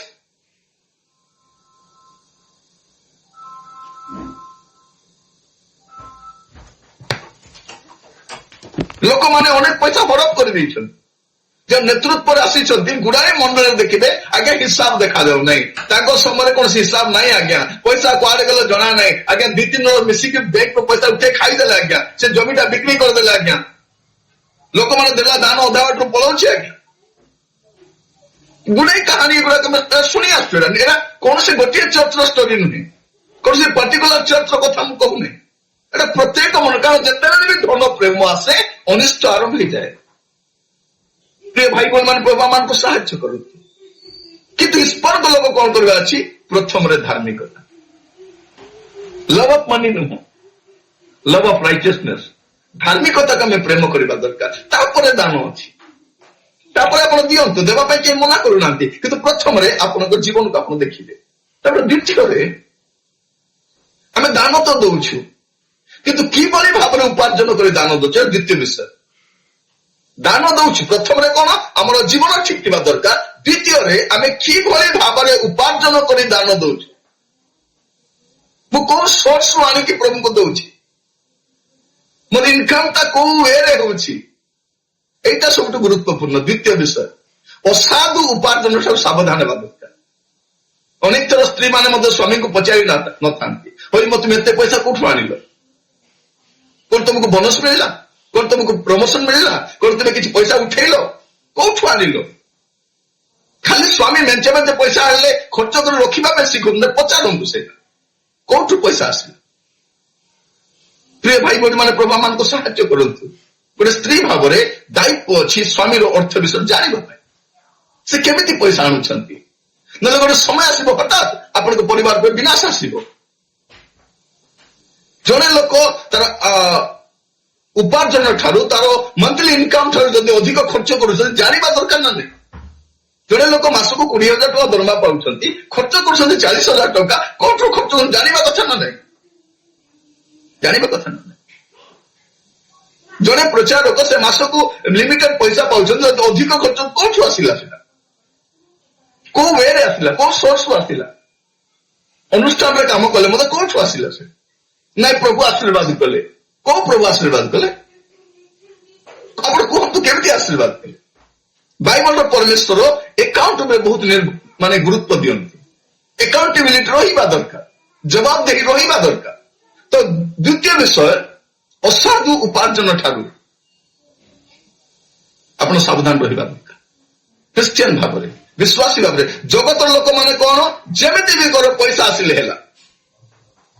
ଚାଉଳରେ ସମାନ ସାଇଜର ଗୋଡି ମିଶାଇବେ, ଡାଲିରେ ସମାନ ସାଇଜର ମିଶାଇବେ, ସେମ୍ ଲଙ୍କା ଗୁଣ୍ଡ ଭଳିଆ କଲର ପକାଇବେ, ହଳଦୀ ଗୁଣ୍ଡ ଭଳିଆ କଲର ପକାଇବେ। ପେଟ୍ରୋଲରେ କେମିତି କିରୋସିନ ମିଶାଇବ ଜାଣିଛନ୍ତି? କ୍ଷୀରରେ କେମିତି ପାଣି ମିଶାଇବ ସବୁ ଜାଣିଛନ୍ତି ସେମାନେ। କୋଉ ତେଲରେ ତିଆରି କଲେ ଭଲ ହବ ସେ ସବୁ ଜାଣନ୍ତି ସେମାନେ। କେଟରିଂ ବାଲା ସେ ଜାଣିଛି କେମିତି କଲେ କଣ ହବ, ଟେଷ୍ଟ ସବୁ ଜାଣିଛି ସେ। ଅସାଧୁ ଭାବରେ ଉପାର୍ଜିତ ଧନ ଠାରୁ ଆମେ ସାବଧାନ ହେବା ଦରକାର। ଦୟାକରି ମସ୍ତ ଖୋଲନ୍ତୁ ହିତୋପଦେଶ ତାର 11 ପର୍ବ 1 ପଦ, Proverbs chapter 11 verse 1। ଅଯାର୍ଥ ନୀତି ସଦାପ୍ରଭୁଙ୍କର ଘୃଣା ବିଷୟ, ମାତ୍ର ଯଥାର୍ଥ ବଠକରା ତାହାଙ୍କର ତୁଷ୍ଟିକର। ଆଉ ଥରେ ପଢନ୍ତୁ, ଭଲ ଶୁଭିଲା ନାହିଁ? ଅଯାର୍ଥତା ନୀତି ସଦାପ୍ରଭୁଙ୍କର ଘୃଣା ବିଷୟ, ମାତ୍ର ଯଥାର୍ଥ ବଟଖରା ତାହାଙ୍କର ତୃଷ୍ଟିକର। ଲେଖାଯାଉଛି ଓ ଯଥାର୍ଥ ନୀତି, ମାନେ ଆପଣଙ୍କ ନୀତିଟା ଯଥାର୍ଥ ହେବା ଦରକାର। ଏ ଲେଖାଯାଉଛି, ଏଟା କେବଳ ଦୋକାନୀ ମାନଙ୍କୁ କୁହାଯାଉ ନାହିଁ, କିନ୍ତୁ ଆପଣ ଯଥାର୍ଥ ଭାବରେ ଆମଦାନୀ କରିବା ଦରକାର, ଯଥାର୍ଥ ଭାବରେ କାମ କରିବା ଦରକାର, ଅସାଧୁ ଭାବରେ ନୁହେଁ। ଓ ଯଥାର୍ଥ ନୀତି ସଦାପ୍ରଭୁଙ୍କର ଘୃଣାର ବିଷୟ। ଆପଣ ଦେଖିବେ ଦୋକାନୀ ମାନଙ୍କ ପାଖରେ, ଯେତେବେଳେ ମୁଁ ବ୍ରହ୍ମପୁରରେ ରହୁଥିଲି, ଥରେ ଜଣେ ଆଣ୍ଟି ମତେ କହିଲେ, ନିରଞ୍ଜନ ଯାଇକି ଚିକେନ ଗୋଟେ କିଲୋ ନେଇ ଆସିବ। ମୁଁ ଗଲି, ମୋ ଘର ରାସ୍ତାରେ ଯୋଉଟା ପଡେ ସେ ଦୋକାନ, ଭଲ ଦୋକାନୀ, କଥାବାର୍ତ୍ତା ହୁଏ, ଭାଇ କେମିତି ଅଛ ପଚାରେ, ମାଗିଲି ଗୋଟେ କିଲୋ ଚିକେନ। ସେ ହସି କେମିତି କଥା ଲାଗେ, ଭଲ ଅଛ, କଣ ଭାଇ ବହୁତ ଦିନ ପରେ ଆସିଲା ବୋଲିକିରି, ଭଲ ଏବେ ସଜଟା କାଟିଛି ବୋଲିକି ଦେଲା ସେ। ତାପରେ ନୀତି ଦେଖିଲା ବେଳକୁ କଣ ଅଧିକା ଦେଇଛି, କହିଲା ଭାଇ ବହୁତ ଦିନ ପରେ ତ ଆସିଲେ, ଆଉ ଟିକେ 2-4ଟା ପିସ୍ ପକେଇଦେଲା, ମାନେ 100 ଗ୍ରାମ ଏକ୍ସଟ୍ରା ଆସିଲା, କେଜି ଉପରେ ଆଉ ଗୋଟେ 50-100 ଗ୍ରାମ ଅଧିକା ଆସିଲା ଭଳିଆ ଦେଇଛି। କିନ୍ତୁ ସେ ଆଣ୍ଟି, ଏ ଦୋକାନୀଠୁ ବଡ ଚାଲାକଟା, ସେ ଘରେ ଆଉ ଗୋଟେ ନୀତି ରଖିଛନ୍ତି। ମୁଁ ନେଲା ସାଙ୍ଗେ ସାଙ୍ଗେ ତୁଳିଲେ, ସେଇଟା 750 ଗ୍ରାମ ଥିଲା। ମାନେ ଭାବି ଦେଖନ୍ତୁ 250 ଗ୍ରାମ କମ ଅଛି ସେଠି। ସେ ମତେ ହସି ହସି ମତେ ମୁଁ କହିଲି ଆଣ୍ଟି ସେ ମତେ ଯଥେଷ୍ଟ ଦେଲା, ଆଉ 2-4 ପିସ୍ ଏକ୍ସଟ୍ରା ଦେଲା ମୋ ସାମ୍ନାରେ ଏକା। ସେ କହିଲେ ନିରଞ୍ଜନ ତୁମେ ବି ଦେଖ। ତାପରେ ସେ ଚିକେନ ପୁଣି ଧରିକି ଆସିଲି ତା ଦୋକାନକୁ, କହିଲି ଭାଇ କଣ ଦେଇଛ? ସେ ମତେ ଆଉ କିଛି କହିଲା ନାହିଁ, ଗୋଟେ କଥା କହିଲା, ଭାଇ ନେକ୍ସଟ ଟାଇମ ମୋ ଦୋକାନରୁ ନେବେ ନାହିଁ କହିଲା। କାରଣ ମୁଁ ବିକ୍ରି କଲେ ଏମିତି ହିଁ ବିକ୍ରି କରେ। ମୁଁ ମ୍ୟାରେଜ ପୂର୍ବରୁ ୟାଠାରୁ ଧଡ଼ିଆ ଥିଲି, ଆଉ ବହୁତ ପତଳା ଥିଲି। ତ ବ୍ରହ୍ମପୁରରେ ମୁଁ ଯୋଉ ରହୁଥିଲି, ସେଠି ଅନେକଙ୍କର ଗାଈ ଗୁଡାକ ରହିଛି, ସେମାନେ ମିଲ୍କ ବିକ୍ରି କରନ୍ତି। ତ ମୁଁ ଜଣକୁ କହିଲି ଯେ ଦିଦି ମତେ ଦରକାର ଅଛି, ଆପଣ ପାଣି ନ ମିଶେଇକି ଖାଣ୍ଟି କ୍ଷୀର ଦେବେ, ଆପଣ ଏକ୍ସଟ୍ରା ପଇସା ନିଅନ୍ତୁ ମୁଁ ଦେବି। ମୁଁ ପଚାରିଲି ଲିଟର କେତେ? ସେ କହିଲେ 20 ଟଙ୍କା। ମୁଁ କହିଲି 30 ଟଙ୍କା ଦେବି।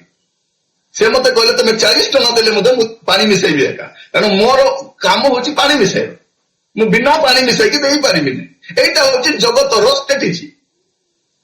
ସେମାନେ ଅସାଧୁ ଉପାୟରେ ହିଁ କାମ କରନ୍ତି, କିନ୍ତୁ ବାଇବଲ ଆମକୁ କଣ କହୁଛି?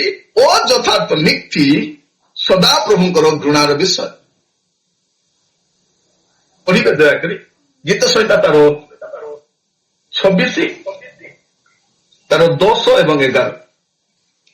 Psalm chapter 26 verse 10 and 11। ଏମାନଙ୍କ ହସ୍ତରେ ଅନିଷ୍ଟ ଥାଏ, ପୁଣି ସେମାନଙ୍କ ଦକ୍ଷିଣ ହସ୍ତ ଲାଞ୍ଚରେ ପରିପୂର୍ଣ୍ଣ। ମାତ୍ର ମୁଁ ନିଜ ସିଦ୍ଧତାରେ ଆଚରଣ କରିବି, ମତେ ମୁକ୍ତ କର ଓ ମୋ ପ୍ରତି ସଦୟ ହୁଅ। ଏଠି କଣ ଲେଖାଯାଉଛି? ସେମାନଙ୍କ ହସ୍ତରେ ଅନିଷ୍ଟ ଥାଏ, ପୁଣି ସେମାନଙ୍କ ଦକ୍ଷିଣ ହସ୍ତ ଲାଞ୍ଚରେ ପରିପୂର୍ଣ୍ଣ। ଏ ହାତରେ ଦରମା, ଏ ହାତରେ ଲାଞ୍ଚ। ପ୍ରିୟ ଭାଇ ଭଉଣୀ ମାନେ, ଲେଖାଯାଉଛି ସେମାନଙ୍କର ହସ୍ତରେ ଅନିଷ୍ଟ ଥାଏ, ଅନିଷ୍ଟ କରି ହିଁ ଲାଞ୍ଚ ନିଅନ୍ତି, ଅସାଧୁ ଉପାୟରେ ହିଁ ବାହାର କରନ୍ତି। ଦେଖିବେ ଆପଣ କୌଣସି ସହରରେ ଯାଆନ୍ତୁ, ବଡ ବଡ ଅଫିସ, ଏଜୁକେସନ ଡିପାର୍ଟମେଣ୍ଟ ଯାଆନ୍ତୁ, ମେଡିକାଲରେ ଯାଆନ୍ତୁ, ପୋଲିସ ଡିପାର୍ଟମେଣ୍ଟ ଯାଆନ୍ତୁ, କୋଉଠି ବି ଯାଆନ୍ତୁ, ଆପଣ ଦେଖିବେ ଲାଞ୍ଚଟା ଗୋଟେ କମନ ହେଇଯାଇଛି। ଲାଞ୍ଚ ନେବାଟା ଗୋଟେ ଫ୍ୟାସନ ହେଇଯାଇଛି। ଅସାଧୁ ଉପାୟକୁ ସାଧୁର ବିଷୟ ବୋଲି ଲୋକ କୁହନ୍ତି। ସ୍ପଷ୍ଟ ଲେଖାଯାଉଛି ସେମାନଙ୍କ ହସ୍ତରେ ଅନିଷ୍ଟ ଥାଏ, ପୁଣି ସେମାନଙ୍କ ଦକ୍ଷିଣ ହସ୍ତ ଲାଞ୍ଚରେ ପରିପୂର୍ଣ୍ଣ। ମାତ୍ର ମୁଁ ନିଜ ସିଦ୍ଧତାର ଆଚରଣ କରିବି, ମତେ ମୁକ୍ତ କର ଓ ମୋ ପ୍ରତି ସଦୟ ହୁଅ। ମୋ ଚରଣ ସମତଳ ଭୂମିରେ ଠିଆ ହେଉଅଛି, ମୁଁ ମଣ୍ଡଳୀ ଗଣ ମଧ୍ୟରେ ସଦା ପ୍ରଭୁଙ୍କର ଧନ୍ୟବାଦ କରିବି। ମୋର ପ୍ରିୟ ଭାଇ ଭଉଣୀ ମାନେ, ବାଇବଲରେ ଆମେ ଦେଖୁଛୁ ସୂଚି ହସ୍ତ ଉତ୍ତୋଳନ କରିବି। ତା ମାନେ କଣ? ହାତରେ ଆପଣଙ୍କର କୌଣସି ଅଶୁଚି କାମ ହେଇନଥାଉ, କୌଣସି ଅସାଧୁ କାମଟା ଆପଣ ହାତରେ ହେଇନଥାଉ। ତେବେ ଲେଖା ଅଛି ପୁରୁଷ ମାନେ ସତୀ ହସ୍ତ ଉତ୍ତୋଳନ କରିବେ। ସୂଚି ହସ୍ତ ଆପଣଙ୍କର ଚାକିରିରେ, ଆପଣଙ୍କ ବ୍ୟବସାୟରେ, ଆପଣଙ୍କ ବାଣିଜ୍ୟରେ ଆପଣଙ୍କ ହସ୍ତ ସୂଚି ରହିବା ଦରକାର। ଅସାଧୁ ଧନ ନୁହେଁ। ଆମେ କଣ ଭାବୁଛୁ ଯେ ଯେମିତି ଭାବରେ ଆଣିକି ବି ଦେଇଦେଲେ, ପ୍ରେଜ୍ ଦ ଲର୍ଡ। ପ୍ରଭୁ ଆପଣ ତ ଜାଣିଛନ୍ତି ରାଜା, ମୋର 3ଟା ଛୁଆ ଅଛନ୍ତି, ମୋର ଘର କାମ ଅଛି, ମୋର ଋଣ ହେଇଯାଇଛି ରାଜା, ଆପଣ ଜାଣିଛନ୍ତି ରାଜା, ଦୟା କର। ପ୍ରିୟ ଭାଇ ଭଉଣୀ ମାନେ, ପ୍ରଭୁ ଆମମାନଙ୍କୁ ଅନୁଗ୍ରହ କରନ୍ତି ଆଉ ବୁଝିବା ପାଇଁ। ଯଦି ଆପଣ ଦେଖିବେ ମନ ପରିବର୍ତ୍ତନ କଥା ଯୋଉ ବାପ୍ତିଜକ ଜହନ କହୁଥିଲେ, ତାଙ୍କର କଥା ଶୁଣିକି ଲୋକମାନଙ୍କ ମୁଣ୍ଡ ଘୁରିଲା। ଲୁକ ତାର 3 ପର୍ବ ଦେଖିବେ, ଲୁକ୍ ଚାପ୍ଟର 3 verse 10। ଏଥିରେ ଲୋକସମୂହ ତାଙ୍କୁ ପଚାରିବାକୁ ଲାଗିଲେ, ତାହେଲେ ଆମ୍ଭେମାନେ କଣ କରିବା? କାରଣ ସେ କହିଲେ ମନ ପରିବର୍ତ୍ତନ କର, କାରଣ ସ୍ୱର୍ଗ ରାଜ୍ୟ ସନ୍ନିକଟ। ମନ ପରିବର୍ତ୍ତନ କର, ମନ ପରିବର୍ତ୍ତନ ଉପଯୁକ୍ତ ଫଳ ଉତ୍ପନ୍ନ କର। ମନ ପରିବର୍ତ୍ତନ ଉପଯୁକ୍ତ ଫଳ ଉତ୍ପନ୍ନ କର ବୋଲା ଲୋକ ବୁଝିପାରିଲେ କଣ ଏଟା। ମନ ପରିବର୍ତ୍ତନ ତ ଫାଷ୍ଟ ଟାଇମ ଶୁଣୁଛୁ, ଆଉ ଫଳ କଣ? ଆମେ ଗଛଟା କଣ ଫଳ ଫଳିବୁ? ଏ ମନ ପରିବର୍ତ୍ତନ ଉପଯୁକ୍ତ ଫଳ ମାନେ କଣ? ଅବ୍ରାହମ ତ ଆମମାନଙ୍କ ପିତା ବୋଲି ମନେ ମନେ ସୁଦ୍ଧା କୁହ ନାହିଁ। କହିଲା ପରେ ଲୋକ ବୁଝିପାରିଲେ କଣ ଏଟା। ଗଛ ଗୁଡିକ ମୂଳରେ କୁରାଡି ଲାଗି ଅଛି। ଲୋକ ବୁଝିପାରିଲେ, ପଚାରୁଛନ୍ତି। ସେଥିରେ ଲୋକ ସମୂହ ତାହାଙ୍କୁ ପଚାରିଲେ, ତାହେଲେ ଆମ୍ଭେ ମାନେ କଣ କରିବା? ପ୍ରଥମରେ ପବ୍ଲିକ, ଯେତେ ପବ୍ଲିକ ଥିଲେ ସମସ୍ତେ ପଚାରିଲେ ଯେ ଜନ୍ ଦ ବାପ୍ଟିଷ୍ଟ ଆପଣ ଟିକେ ଆମକୁ କୁହନ୍ତୁ, ଏଇଟା ଅର୍ଥ କଣ? ଆମେ ମାନେ ତେବେ କଣ କରିବା? ସେ କଣ ବୋଲି କହୁଛନ୍ତି? ସେ ସେମାନଙ୍କୁ ଉତ୍ତର ଦେଲେ, ଯାହାର 2ଟି ଅଙ୍ଗ ରଖା ଅଛି, ସେ ଯାହାର ନାହିଁ ତାହାକୁ ଗୋଟିଏ ଦଉ, ପୁଣି ଯାହାର ଖାଦ୍ୟ ଅଛି ସେ ସେହିପରି କରୁ। ଲୋକମାନଙ୍କୁ କଣ ବୋଲି କହିଲେ? ତମର ଯାହା ଅଛି ଦିଅ, ନିଅ ବୋଲି କହିନାହାନ୍ତି। ତୁମେ କଣ କର? ଦିଅ। ଖ୍ରୀଷ୍ଟିଆନ ଜୀବନ ହଉଛି ଦେବାର ଜୀବନ। ଖ୍ରୀଷ୍ଟିଆନ ଲାଇଫ ହଉଛି ଲାଇଫ ଅଫ ଗିଭିଂ। ମୁଁ କହୁଥିଲି ପିତା ଦେଲେ, ପୁତ୍ର ଆପଣଙ୍କୁ ଦେଲେ, ପବିତ୍ର ଆତ୍ମା ବି ଦେଲେ, ଆମେ ବି ଦଉଛୁ। କିନ୍ତୁ ଆଜି ମୁଁ କହୁଛି ଆମେ କେମିତି ଭାବରେ ଦେବାର ଅଛି। ତ ପ୍ରଥମ କଥା ଆମର ଜୀବନ ଠିକ ଥିବା ଦରକାର। ଦ୍ୱିତୀୟ କଥା ହଉଛି ଅସାଧୁ ଉପାୟରେ ଆମେ ଦେବା ନାହିଁ। ତ ଏଠି ବାପ୍ତିଜକ ଜହନ କହୁଛନ୍ତି ଲୋକମାନଙ୍କୁ, ପଚାରିଲେ କଣ କରିବା? ସେ କହିଲେ ତୁମେ ଖାଦ୍ୟ ଯାହାର ନାହିଁ ତାକୁ ଦିଅ, ଯାହାର ବସ୍ତ୍ର ନାହିଁ ତାକୁ ତୁମେ ଦିଅ। ପ୍ରିୟ ଭାଇ ଭଉଣୀ ମାନେ, ମୁଁ ଆପଣଙ୍କୁ କହିବା ପାଇଁ ଚାହେଁ, ଏ ଲକଡାଉନ ପିରିୟଡରେ ମୁଁ ନିଜ ପାଇଁ ଯେତିକି ଚିନ୍ତା କରିନାହିଁ, ମୋର ଓଡିଶାର ଗ୍ରାମ୍ୟାଞ୍ଚଳରେ ଯୋଉ ଭାଇମାନେ କାମ କରନ୍ତି, ଯେଉଁମାନେ ଇଣ୍ଡିପେଣ୍ଡେଣ୍ଟଲି ସେବା କରନ୍ତି, ସେମାନଙ୍କ ପାଇଁ ହୃଦୟରେ ବୋଝ ଆସିଥିଲା। ଆମେ ଭାଇମାନେ ମିଶି ପ୍ରାର୍ଥନା କଲୁ, ଆଉ ଆପଣମାନଙ୍କ ସହଯୋଗ ଦ୍ୱାରା ଆମେ ସେମାନଙ୍କୁ ସାହାଯ୍ୟ ମଧ୍ୟ ପଠେଇଛୁ। ପ୍ରିୟ ଭାଇ ଭଉଣୀ ମାନେ, ପ୍ରଭୁ ମାନଙ୍କୁ ଅନୁକୂଳ କରନ୍ତୁ ବୁଝିବା ପାଇଁ। ପ୍ରଭୁ ମାନଙ୍କୁ ଏହା ସାହାଯ୍ୟ କରୁ। ଆପଣମାନଙ୍କର ସହଯୋଗ ବିନା ଆମେ ଗୁଡିଏ କାର୍ଯ୍ୟ କରିପାରିନଥାନ୍ତୁ। ଆପଣମାନଙ୍କ ସାହାଯ୍ୟର ହସ୍ତ ଥିବା ଦ୍ୱାରା ଆମେ ଅନେକଙ୍କୁ ସାହାଯ୍ୟ କରିପାରିଛୁ। ତ ପ୍ରଥମ କଥା କଣ ଲେଖାଯାଉଛି? ଲୋକମାନେ ପଚାରୁଛନ୍ତି କଣ କରିବା? ସେ କଣ କହୁଛନ୍ତି? ତୁମେ ଯାହାର ନାହିଁ ବସ୍ତ୍ର ତାକୁ ଦିଅ, ଯାହାର ଖାଦ୍ୟ ନାହିଁ ତାକୁ ଦିଅ। ତାପରେ ଆପଣ ଦେଖିବେ 12 ପଦ ପଢନ୍ତୁ, 12 ପଦ। କରଗ୍ରାହୀମାନେ ମଧ୍ୟ ବାପ୍ତିସ୍ମ ପାଇବାକୁ ଆସି ତାଙ୍କୁ ପଚାରିଲେ, ହେ ଗୁରୁ, ଆମ୍ଭେମାନେ କଣ କରିବା? ତ ଲେଖା ଅଛି ଦ୍ୱିତୀୟରେ କରଗ୍ରାହୀ ମାନେ ଆସିଲେ, ପଚାରିଲେ ଗୁରୁ ଆମେ ମାନେ କଣ କରିବା? ଲୋକମାନଙ୍କୁ ତ ପଚାରିଲା କହିଦେଲ ତୁମେ ତମର ଖାଦ୍ୟ ଦିଅ, ତମର ବସ୍ତ୍ର ବି ଯାହା ଅଛି ଦିଅ ବୋଲ, ଆମେ କରଗ୍ରାହୀ ମାନେ ଆମେ କଣ କରିବା? ସେ କଣ କହୁଛନ୍ତି? ସେ ସେମାନଙ୍କୁ କହିଲେ ତୁମ ମାନଙ୍କ ନିମନ୍ତେ ଯାହା ନିରୂପିତ ତା ଅପେକ୍ଷା ଅଧିକ ଆଦାୟ କର ନାହିଁ। ଏଇଟା ହଉଛି ମନ ପରିବର୍ତ୍ତନ। ତୁମର କଣ ଯାହା ନିରୂପିତ ହେଇଛି, ଯେତିକି ଟ୍ୟାକ୍ସ ନେବା କଥା ସେତିକି ଟ୍ୟାକ୍ସ ନେବ, ଆଉ ଡରେଇକି ଧମକାଇକି ଡେରି କଲୁ ଏକ୍ସଟ୍ରା ଦେ, ସେଇଟା ହବନି। ପ୍ରିୟ ଭାଇ ଭଉଣୀ ମାନେ, ପ୍ରଭୁ ଆମମାନଙ୍କୁ ସାହାଯ୍ୟ କରନ୍ତୁ। ସେ କରଗ୍ରାହୀ ମାନଙ୍କୁ କହୁଛନ୍ତି। ତାପରେ କଣ କହୁଛନ୍ତି? 14 ପଦ ପଢିବେ। ସୈନିକ ମାନେ ମଧ୍ୟ ତାଙ୍କୁ ପଚାରିବାକୁ ଲାଗିଲେ, ଆଉ ଆମ୍ଭେମାନେ କଣ କରିବା? ସେ ସେମାନଙ୍କୁ କହିଲେ, ବଳରେ କି ଛଳରେ କାହାରି ଧନ ହରଣ କର ନାହିଁ, ପୁଣି ତୁମ୍ଭମାନଙ୍କ ବେତନରେ ସନ୍ତୁଷ୍ଟ ହୋଇଥାଅ। ଏଇଟା ପୋଲିସ ମାନଙ୍କୁ କୁହାଉଛି। ଯଦି ଆଜି କୌଣସି ପୋଲିସ ଭାଇ ଯଦି ବସିଛନ୍ତି, ସେମାନଙ୍କ ପାଇଁ ଲେଖାଯାଉଛି, ସୈନ୍ୟମାନଙ୍କ ପାଇଁ ଲେଖାଯାଉଛି। କଣ ଲେଖାଯାଉଛି? ସୈନ୍ୟମାନେ ମଧ୍ୟ ତାଙ୍କୁ ପଚାରିଲେ, ଆଉ ଆମ୍ଭେମାନେ କଣ କରିବା? ସେ ସେମାନଙ୍କୁ କହିଲେ, ବଳରେ କି ଛଳରେ କାହାରି ଧନ ହରଣ କର ନାହିଁ, ପୁଣି ତୁମମାନଙ୍କ ବେତନରେ ସନ୍ତୁଷ୍ଟ ଥାଅ, ଉପରିରେ ନାହିଁ। ହେଲା, ବେଳେ ବେଳେ କୁହନ୍ତି, ଆଜ୍ଞା ମୋର ଦରମା ତ ହାତ ବି ଲଗାଉ ନାହିଁ ଆଜ୍ଞା, ଏମିତି ବାହାରେ ଯାହା କଲେକ୍ସନ ହେଇଯାଉଛି। ହଠାତ୍ ରାସ୍ତାରେ ଗାଡି ଅଟକେଇଲ, ମିଳିଗଲା। କି ରାସ୍ତାରେ କିଛି ରଖିଛି, ଅଟୋବାଲା ତାଠୁ ଆଦାୟ କରିଦିଅ। କି ହେଲମେଟ ପିନ୍ଧିନେ ତାକୁ ବିଲ୍ ନ କାଟିକି ତାଠୁ ପଇସା ନେଇଯାଅ।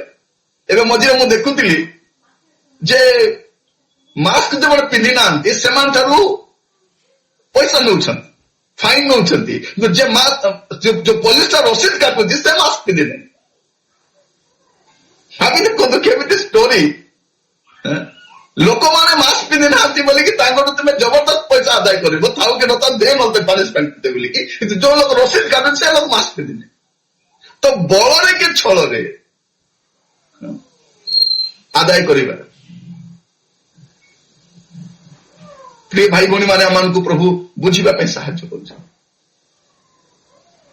ମୁଁ ଆପଣମାନଙ୍କୁ କହୁଥିଲି, ଆପଣମାନଙ୍କ ସାହାଯ୍ୟ ବିନା ଆମେ ଗୁଡେ କାମ କରିପାରୁନଥାଉ। ଏ ଜୁମ୍ ର ପ୍ରୋଗ୍ରାମଟା ଆମେ ରିଚାର୍ଜ କରୁନାଉ, କେହି ଜଣେ ଭାଇ କରିଦଉଛନ୍ତି। ଆପଣମାନେ ଅନ୍ୟମାନଙ୍କୁ ସାହାଯ୍ୟ କରିଛନ୍ତି, ଇଭେନ୍ ଆପଣମାନେ ଆମମାନଙ୍କୁ ବି ସାହାଯ୍ୟ କରିଛନ୍ତି। ଆପଣମାନଙ୍କ ସାହାଯ୍ୟ ହସ୍ତ ଆମ ପ୍ରତି ବି ରହିଛି। ପ୍ରଭୁ ଆପଣମାନଙ୍କୁ ଅନୁଗ୍ରହ କରନ୍ତୁ। ଲକଡାଉନ ପିରିୟଡରେ ଆପଣମାନଙ୍କ ସାହାଯ୍ୟ, ସହାନୁଭୂତିର ହସ୍ତ, ପ୍ରାର୍ଥନା ସହିତ ଆପଣମାନେ ଦାନ ଦେଇଛନ୍ତି, ଧନ୍ୟବାଦ ଜଣାଏ ସେଟା। କିନ୍ତୁ ଦାନ ବିଷୟରେ ଆଜି ଗୋଟେ କରେକ୍ଟ ଟିଚିଂ ଦରକାର, ସଠିକ ଶିକ୍ଷା ଦରକାର ବୋଲି ମୁଁ କହୁଛି। ଦାନ ଦିଅନ୍ତୁ, କିନ୍ତୁ ତା ପୂର୍ବରୁ କଣ କରନ୍ତୁ? ଜୀବନ ଠିକ ରହିବା ଦରକାର, ଆଉ ଉଚିତ ଭାବରେ ଅର୍ଥ ଆସିଥିବା ଦରକାର। ପ୍ରଭୁ ଆମମାନଙ୍କୁ ଏହା ବୁଝିବା ପାଇଁ ସାହାଯ୍ୟ କରନ୍ତୁ। ଯଦି ଆପଣ ଦେଖିବେ, ଆଉ ଯେତେବେଳେ ଆମେ ଆମ ପାଖରେ କିଏ କାମ କରୁଛି, ଧରି ନିଅନ୍ତୁ ଆପଣଙ୍କ ଅଣ୍ଡରରେ କିଏ କାମ କରୁଛି, ଆପଣ ତାକୁ କେମିତି ଦାନ ଦେବେ? ତାକୁ କେମିତି ସାହାଯ୍ୟ କରିବେ? ତାର ପ୍ରାପ୍ୟ କେମିତି ଦେବେ? ବାଇବଲରୁ ହିଁ ଦେଖିବା ମାନେ। ଦେଖନ୍ତୁ ଦ୍ୱିତୀୟ ବିବରଣ 24 ପର୍ବ, Deuteronomy chapter 24 verse 14 and 15। ଦ୍ୱିତୀୟ ବିବରଣ 24 ତାର 14 ଆଉ 15। ତୁମ୍ଭ ଭାଇମାନଙ୍କ ମଧ୍ୟରୁ କେହି ହେଉ, କିମ୍ବା ତୁମ୍ଭ ଦେଶସ୍ଥିତ ନଗର ଦ୍ୱାରବର୍ତ୍ତୀ ତୁମ୍ଭ ବିଦେଶୀ ମଧ୍ୟରୁ କେହି ହେଉ, ଦୁଃଖୀ ଦରିଦ୍ର ବର୍ତ୍ତନଜୀବୀ ପ୍ରତି ତୁମ୍ଭେ ଉପଦ୍ରବ କରିବ ନାହିଁ। ତାହାରି ଦିନରେ ତାହାକୁ ତାହାର ବର୍ତ୍ତନ ଦେବ, ସୂର୍ଯ୍ୟାସ୍ତ ଯାଏ ତାହା ରଖିବ ନାହିଁ, କାରଣ ସେ ଦୁଃଖୀ ଲୋକ, ତହିଁ ଉପରେ ତାହାର ମନ ଥାଏ। କେଜାଣି ସେ ତୁମ୍ଭ ବିରୁଦ୍ଧରେ ସଦାପ୍ରଭୁଙ୍କୁ ଡାକ ପକାଇବ, ତହିଁରେ ତୁମ୍ଭର ପାପ ହେବ। କଣ ଲେଖାଯାଉଛି? ଯଦି କେହି ଆପଣଙ୍କ ଅଣ୍ଡରରେ କାମ କରୁଛି, ଭଲ ତ ଶୁଣନ୍ତୁ ଭଉଣୀ ମାନେ, ଯଦି ଆପଣଙ୍କ ଘରେ ଗୋଟେ କାମ ବାଲି କାମ କରୁଛନ୍ତି, ବା ଆପଣଙ୍କ ଘର କାମ ଚାଲିଛି, ମିସ୍ତ୍ରୀ ମାନେ କାମ କରୁଛନ୍ତି, ବା ଆପଣଙ୍କ ଚାଷ ଜମି ଅଛି, ବିଲରେ କେହି କାମ କରୁଛନ୍ତି, ସେ କାମ ସରିଲା ପରେ ସନ୍ଧ୍ୟାରେ କହିବ, ମା ପଇସା ମିଳିବ।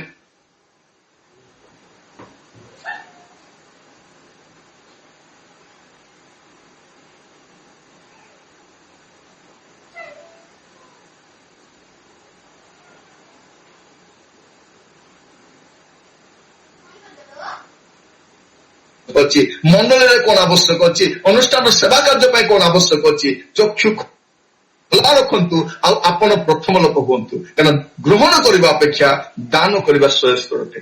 ଯେଉଁମାନେ ସେବା ନାମକ ସାମ୍ରାଜ୍ୟ କରୁଛନ୍ତି, ସେମାନେ ସାବଧାନ ରୁହନ୍ତୁ। ତ ସେବା ଗୁଡାକ ସନ୍ଦେହଜନକ ଅଟେ। ସେ ସେବା ଗୁଡିକୁ ସାହାଯ୍ୟ କରିବା ସାବଧାନ ରୁହନ୍ତୁ। ଭ୍ରାନ୍ତ ଶିକ୍ଷା ଯେମନ ଦଉଛନ୍ତି, ବାଇବେଲ ଭିତ୍ତିକ ଶିକ୍ଷା ନୁହେଁ, ଅତିରଞ୍ଜିତ ଶିକ୍ଷା ଅଟେ, ମନଗଢା ଶିକ୍ଷା ଅଟେ, ସ୍ୱପ୍ନ ଦର୍ଶନର ଶିକ୍ଷା ଅଟେ। ସାବଧାନ ଥାନ୍ତୁ। ଏଇ ଦିନ ମାନଙ୍କ ପ୍ରଫେଟିକ ମିନିଷ୍ଟ୍ରି ବୋଲିକି ଲୋକମାନେ ବହୁତ ଲୋକମାନଙ୍କର ଲୁଣ୍ଠନ କରୁଛନ୍ତି। ସାବଧାନ ହେବା ଦରକାର। କାରଣ ଚାପରେ ଆସିକି ଦେବା ଦରକାର ନାହିଁ। ନାଇଁ କହୁଥିଲେ ପାଷ୍ଟର ଆଜ୍ଞା କହୁଥିଲେ ଏଇ ସାଣ୍ଡରେ ପ୍ରଚାର କଲେ ନଦେଲେ ହବ ନାହିଁ, ସେମିତି ଦେବା ଦରକାର। ସେଭଳି ଭାବରେ ଦାନ ଦିଅନ୍ତୁ ନାହିଁ। କାରଣ ପ୍ରଭୁ ହୃଷ୍ଟଚିତ ଦାତାଙ୍କୁ ଭଲ ପାଆନ୍ତି। ଉଦାରପୂର୍ଣ୍ଣ ଭାବରେ ଦାନ ଦେବା ଲୋକଙ୍କୁ ଭଲ ପାଆନ୍ତି। ପ୍ରଭୁ ସାହାଯ୍ୟ କରନ୍ତୁ। ଆଉ ଦେବା ସମୟରେ ସରକାରଙ୍କର ଯାହା ଟ୍ୟାକ୍ସ ଯାହା ଦେବା ଦରକାର, ଇଲେକ୍ଟ୍ରିକ ବିଲ୍ ଯାହା ଦେବା ଦରକାର, ସେଗୁଡାକ ଯାହା ଯେମିତି ସମର୍ଥ ଆପଣ ଦେବା ଦରକାର। ଆଉ ଦାନ ଦଉଛୁ ତା ମାନେ ନୁହେଁ ଯେ ଯେମିତି ଭାବରେ ମଧ୍ୟ ଉପାର୍ଜନ କରିଦେବା। ବାପ୍ତି ଯୋଗ ଜହନ କହିଲେ, ଲୋକମାନଙ୍କୁ କହିଲେ ଯାହାର ଅଛି ସେ ଦଉ, ଯାହାର ନାହିଁ ତାକୁ ଦଉ, ଖାଦ୍ୟ ଦଉ। ତ ମାନେ କାମ କରିଛନ୍ତି, ଆମେ ବାହାନା ଦେଖାଇ ସେମାନଙ୍କୁ ଦେଇନାହୁଁ। ଆଉ ସେଇ ଅର୍ଥ ଚିତ୍କାର କରୁଅଛି, ଆଉ ସେଇଟା ବାହିନୀଗଣ ପ୍ରଭୁଙ୍କର କର୍ଣ୍ଣରେ ପ୍ରବେଶ କରୁଛି। ଏପଟେ ସେ କାମ କଲା ଲୋକ କାନ୍ଦୁଛି, ସେପଟେ ସେ ପଇସା ମଧ୍ୟ କରୁଛି, ଆଉ ସେ ବାହିନୀଗଣ ପ୍ରଭୁଙ୍କର କର୍ଣ୍ଣରେ ପ୍ରବେଶ କରୁଛି। ତ ପ୍ରିୟ ଭାଇ ଭଉଣୀ ମାନେ, କେତେ ବଡ ବିଷୟ ଦେଖନ୍ତୁ, କେତେ ବଡ ବିଷୟ। ଏଇ ଦିନ ମାନଙ୍କ ଅନେକ ଅନୁଷ୍ଠାନରେ ପ୍ରଭୁଙ୍କ ଦାସ ମାନେ କାମ କରୁଛନ୍ତି। ଲକଡାଉନ ବୋଲି ସେମାନଙ୍କୁ ସେମାନେ ସାହାଯ୍ୟ ଦେଇନାହାନ୍ତି। ଅନେକ ମଣ୍ଡଳୀରେ ପ୍ରଭୁଙ୍କ ଦାସ ମାନଙ୍କର ଦାନ କମ କରିଦେଇଛନ୍ତି।